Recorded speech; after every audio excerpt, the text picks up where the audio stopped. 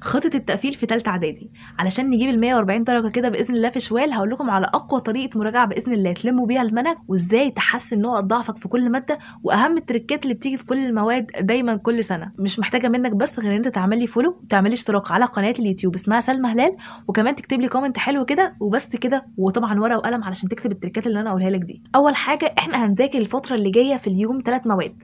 الناس بتقول لي عندي دروس. يا جماعه انتوا بتهزروا؟ دروس ايه دلوقتي؟ انتوا خلاص هتمتحنوا، يعني ده مش وقت دروس، ده وقت مراجعات.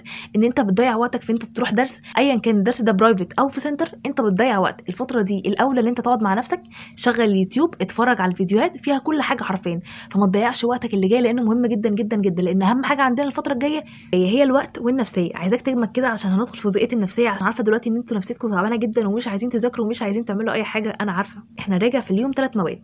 هنمسك لغه ورياضه كل يوم مع ماده علوم او دراسات. يعني انت النهارده هتراجع علوم مع رياضيات مع دراسات، تاني يوم هتراجع انجليزي مع رياضيات مع علوم، وهكذا. وطبعا انت هتقسم عندك الرياضيات الى جبر وهندسه، يعني بالتبادل. يعني النهارده عربي مع جبر مع علوم، بكره انجليزي مع هندسه مع دراسات، وهكذا. هتمشي بنفس السيستم كل يوم. تمام، يبقى احنا اتفقنا كده هنراجع في اليوم 3 مواد. طب دلوقتي اعرف ازاي اهم الاسئله اللي ممكن تيجي في الامتحان. بص يا عم، انت هتجيب لي كتاب المدرسه. طبعا لحد دلوقتي الناس تقول يا ميس يا ميس مفيش كتاب مدرسه، كتاب المدرسه ترمينه وما فيهمش اسئله. مش انت معاك كتاب خارجي اسمه كتاب الامتحان كده؟ مش انت وانت بتيجي تحل سؤال كده بتلاقي صوره كتاب مرسومه جنب السؤال؟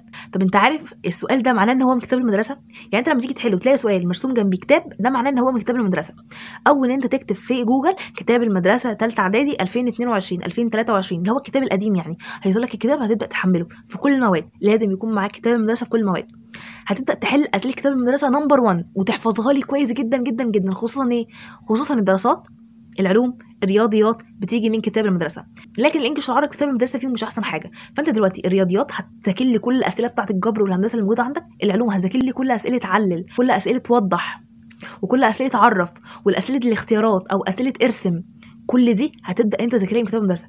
الدراسات برضو هتذاكر لي كل الخرائط اللي موجوده عندك في كتاب المدرسه، والتعليلات وبما تفسر وما النتائج المترتبه والحاجات دي كلها. تمام. بعد كده اسئله المحافظات. اسئله المحافظات بيجي منها الامتحانات اخر السنه، وطبعا الاولى وانت بتحل اسئله المحافظات ان انت تحل اسئله المحافظه بتاعتك انت الاول. يعني تجيب اسئله المحافظه بتاعتك بتاعه كل السنوات السابقه وتبدا تحلها. هتلاقي وانت بتحل فيه اسئله كل شويه تشوفها. يعني انا شايف السؤال ده، تجيب لي كشكول. شايف الكشكول اللي انا قلت لك انا محتاجه ورقه وقلم كده في اول فيديو؟ الكشكول ده اسمه كشكول ايه؟ اسمه كشكول التوقعات.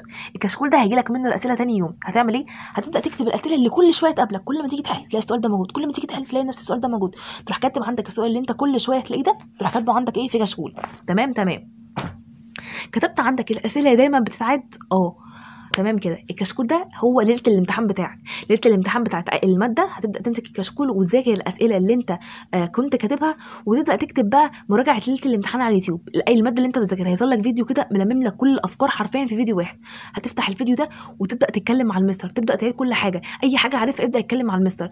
طب في جزئيه وقفت قدامي، وقف الفيديو، ذاكرها واحفظها وابدا شغل الفيديو. خليك مع المستر ليله الامتحان خطوه بخطوه، يعني تابع معايا كده الفيديو لحد ما الفيديو يخلص. تمام. طيب والفتره اللي جايه مهم جدا جدا جدا ان انت تثبت كل يوم تحفظ باراجراف. الباراجراف ده الموضوع اللي انت بتكتبه في الانجليش عندك، مش انت عندك ايميل او باراجراف، ولكن بنسبه 99% بيجي باراجراف. تمام. تبدا تحفظ باراجراف بيتكلم عن موضوع مختلف كل يوم. واحد بيتكلم عن قدوتك، الموضوع ده مهم جدا. تاني حاجه رياضتك المفضله، اكلتك المفضله، يوم في حياتك، التكنولوجيا. اهم 5 مواضيع لازم تحفظهم لي في الباراجراف، دايما بيجوا في الامتحان وش كده دايما بيجوا لك.